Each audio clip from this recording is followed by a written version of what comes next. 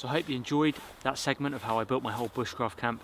I realise there's probably quite a few questions that some of you might want to ask and that some of you have asked throughout the previous episodes. One of which is the tools. So I'm going to run through some of the tools that I've used. Other questions are about permission and how I've got permission to build that where I have. And just general other questions like the species of trees and everything and wood that I was using. So I think we'll start off just talking about the tools that I was using. So essentially this is the four main tools that I use. We'll start with this one over here. We've got a small folding saw. That was the original saw that I started out with. A knife. This was again the original knife that I started out with. High carbon steel knife. Hatchet, just an 18-inch hatchet with a 2-pound head. And towards the end you might have noticed a larger saw, which is more of a folding bow saw.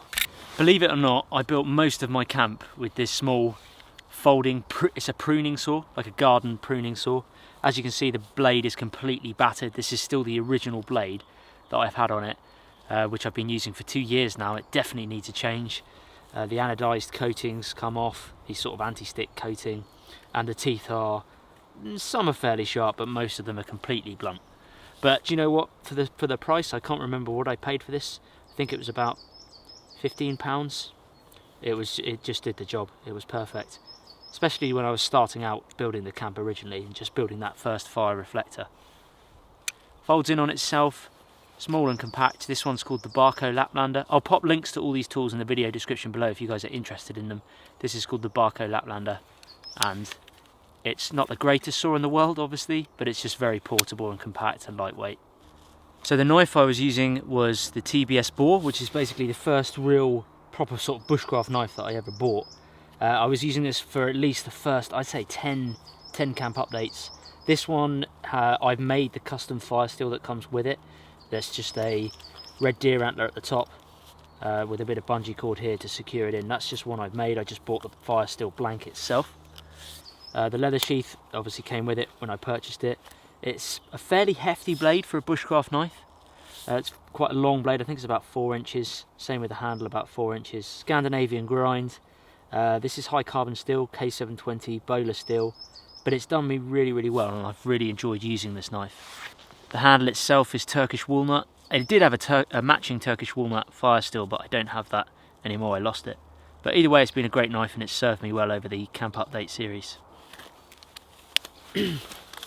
Towards the end of the Camp Update series, I've been using a newer knife, which is made for me by a Canadian knife maker called Sam.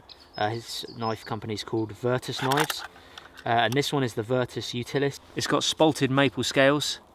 It's got this like ancient finish on it, which I really like. I think it's a great touch. But this has been really well used as well.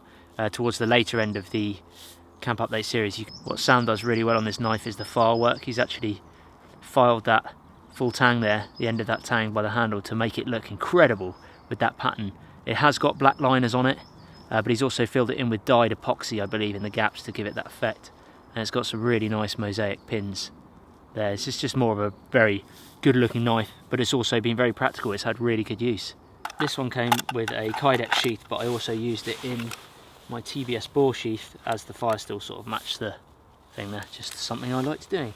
These knives are amazing, but also they're fairly expensive. So if you're starting out with bushcraft, you might want something like this, which is just a Mora Companion. This is my Mora Companion. These are probably one of the best value for money knives out there that you can get. Again, I'll pop all links in the video description below. This one is actually the carbon version. It doesn't have a 90-degree spine as such. You can file it down to make it work. I've made it work on a fire steel, but you might want to file that one down. But these have probably the best grip of a knife that I've ever used. Really, really nice, comfortable, ergonomic grip. Great little knife, much more of a sort of beginner's knife to start out with. So if you're looking to get into bushcraft and starting out for a beginner, this is probably one of the good knives for you. There's also the Mora Bushcraft as well, which is again another great value for money knife. You will have noticed that throughout that whole episode that you just watched, if you're still sticking by, thanks very much, you will have noticed that I was using the same hatchet from episode 1 a number of years ago. I've had this for a long time, this axe. Episode 1, I've been using the same hatchet, which is a Husqvarna hatchet hobby. It's about an 18-inch handle, I think. Pretty sure it's a 2-pound head. It's a fairly heavy head for a small hatchet. I lost the sheath that came with it, but Brian, my friend at Journeyman Handcraft, he custom made this sheath, which fits perfectly. This has had an absolute battering, and to be honest now it's fairly blunt and it needs a sharpen because I've not sharpened it in a long time. But this is up there with probably one of the best value for money hatchets. Towards the latter stages of the Bushcraft Camp Update series, I think it was Camp Update 11 onwards, I got myself the Agawa Canyon, the Boreal 21 by Agawa Canyon. Now this is an incredible saw. It's a folding bow saw, so it packs nice and sort of thin. It is fairly heavy, but not too much. It's heavy compared to this, but it does a lot more work. And the way this works is it just folds out on itself. It all tucks into one system. Pull it right round. There's a little groove here on this part of the handle, if you can see that. The camera will focus. There's the sort of groove. You tuck that groove at the bottom of the bow saw there, and the handle then folds in and locks, and then that tensions the blade. This blade, the one that I'm using, is the Sydney Rancher blade. Again, still the original blade, so I've used this for quite a few episodes. It is starting to dull, but it cuts through bigger logs much faster, and that's what I needed really to build that hunting tower, because it would have taken such a long time with this little thing. I think with this thing, I tried to do it on one of the tower pillars, and it took 20 minutes or 25 minutes just to do one log. So this only takes a minute, maybe a minute and a half. Much easier. But again, it's going to last longer and it's going to help you cut more firewood in the winter. This would be much better in the winter where you need that firewood. To put it in perspective for you guys, you don't need expensive tools to be able to build a camp like I've done. I've done this fairly on the cheap. Really, for the first 10 episodes at least, these were the only two main tools I used. A hatchet that's, I think, £25 and a folding saw that was £15. That's really all I used, to be honest, and a bit of cheap cordage to get going with building the bushcraft camp. So it just goes to show you don't need really expensive tools. Yes, the more expensive tools are definitely going to last you longer, and if you treat them right, you know, they're going to be a better tool. But if budget and cost is on your conscience and it's something on your mind, then these for me have been brilliant, and you can tell because you've seen the big sort of bushcraft camp that I built from using these. Just wanted to touch on cordage. I didn't actually bring any cordage out here with me today, but just to go through some of the cordage I used. I started out with using paracord, which, although is very tough, I found that paracord, when you try to cinch it down sometimes, certain knots and certain lashings that you do, it can slip because of that outer coating on the paracord. That's just personal experience. You guys might have found something different from that. You know, you might some people swear by paracord and they use it all the time. I also used string to begin with, and that was brilliant. That actually held up really well. It pinched down on itself. It was just a typical sort of garden string, or it wasn't decorative string. It was fairly tough. I can't remember what it was because it was a few years ago now, but that held up really well. And there was still the original string on one of the fire reflectors that I built to begin with. That was still there up until Camp Update 12, I think, or maybe even 13, when I cut it off and redid it. So that's a few years that lasted. I've been using a bit of jute twine as well, which it's not very good for strength. It's more of a sort of decorative and natural cordage that if the camp fell down and blew down in the wind, and obviously it will rot over the years, the jute twine will break down with it as well over the years. Other cordage I used was polyprop. You saw my dad using some polyprop rope. Obviously not great for the environment, but if anything falls down, we always take the polyprop rope away. But it is very tough and it's cheap. It's really cheap. It's a good sort of budget option. I would say bank line is probably one of the best cordage you can get. It's just got a really good mixture of all of those pieces of cordage, you know, the paracord and tough. It's a tough material, durable, but it knots really well. It cinches down really well. However, it is quite expensive. So that's the cordage part. I get a lot of questions about the trees that I'm using and how they grow, how I get such straight wood. So firstly, let's just talk about the tree itself. The tree a point I need to make is that no living trees were cut down during that whole camp. Everything you see in that camp itself is not living wood. It's just, I'd never cut down a living tree when I was doing that camp.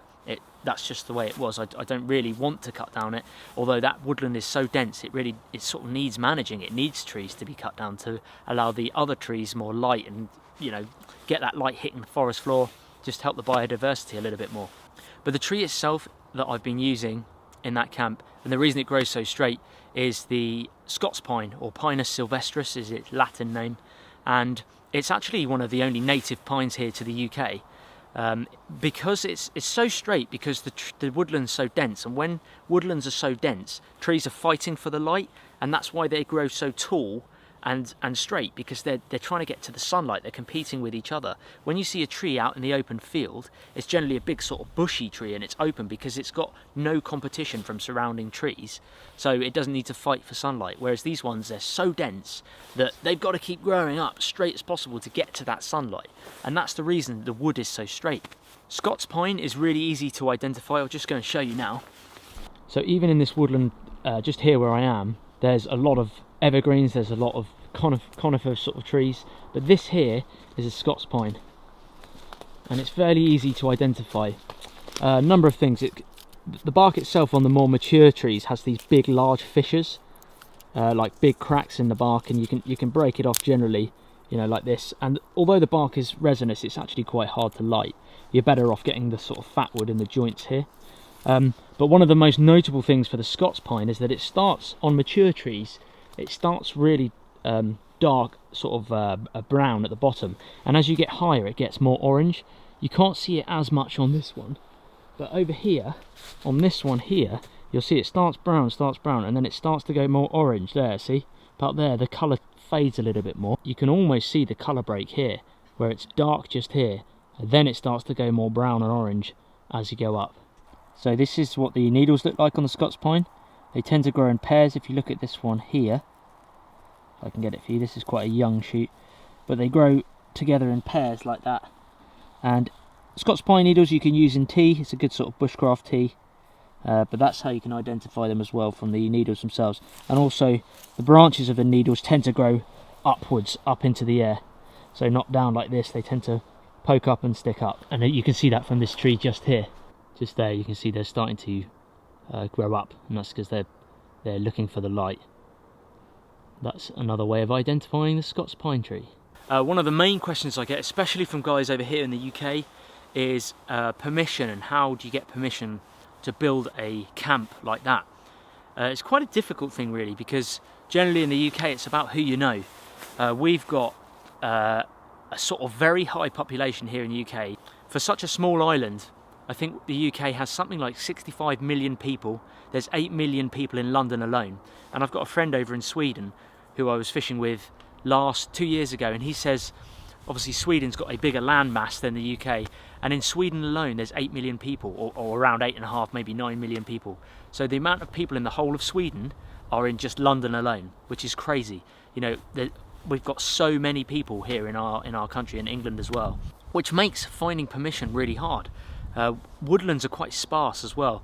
They're either all privately owned, or they're owned by the National Trust, or big you know, woodland companies and things like that. So it's very difficult to find permissions. What I would say, if you're looking to get permission, is farmers can be a good option, because if you go and ask a farmer, you can't just turn up on someone's land and expect them to say, yeah, sure, you know, come and build a camp, come and have fire, come and cut down trees. That's not going to happen. What you could do is maybe go to local farmers and say, look, I'm really interested in bushcraft and I enjoy spending time in the woods. I've noticed you've got a woodland. Would you be able to let me spend some time in your woodland, either making films or practicing bushcraft, and I'll help you out with farm work? And if the farmer says yes, well, you sort of win twofold. You get two benefits from it. Not only do you potentially get permission to use his woodland or use her woodland to practice bushcraft and things like that, but you also get an opportunity to work on a farmland and gain that experience and knowledge of how farming works and where your food comes from and just things like that. That's just one of the tips I have. I'm not promising you that it will work, but you just, wherever you go, you lose nothing by asking permission. All you're going to get is a no. If you don't ask at all, you gain nothing. You're never going to know.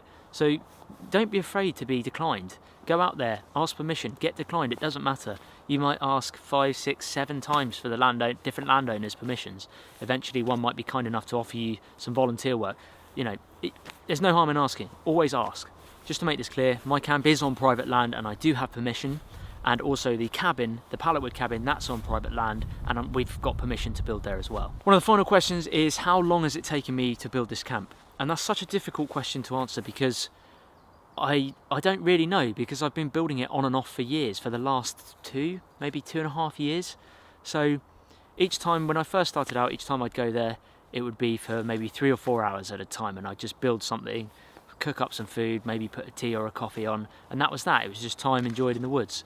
And then other times towards the end of the camp update series, or the latter stages, I would go there for, you know, a full day, stay the night, and then do another full day. So I can't really put a time on it. It's just, it just is what it is. I just built it whenever I had the time to, and it's the same with most people. You know, the majority of people out there can't go and build that in just a couple of days. You know, people are working, people have jobs, they've only got weekend time or evenings and things like that. So realistically, it is going to take time. You can't just expect to build that overnight. It takes a long time. I think we're there. I think I've asked most of your questions. If you have any other questions, please pop them in the comments section below. I try to read as many comments as possible. I appreciate this is a long video, and it features some of the stuff you may have seen before. But I'm just very grateful to have you all as my subscribers. You're all very loyal. You've been incredible. You've given some great feedback over the years, and I really appreciate it. And it's been great to also see how much this camp update series has inspired some of you, and how much of a positive impact it's had on you. So I really appreciate that. And if you're relatively new to the channel and you want to go back and watch the full camp update series of episode 1 to 13, then I'll pop a link in the video description below, and also the little eye icon in the corner of your screen now. You can click that, and that will take you to the full playlist, where you can watch not only how I build it, but also my journey through building it, where my experiences of things that were wrong and things that I changed, and you know, how I felt about certain things, and just how you'll even see my knowledge of bushcraft develop as you watch from episode 1 towards episode 13, where I've just taught myself new things over the years. I really appreciate you watching this. Thank you so much. Remember to tick that little bell if you are subscribed, just so you can get the notifications when I do upload. Thank you very much for watching, and I'll see you soon in the next episode.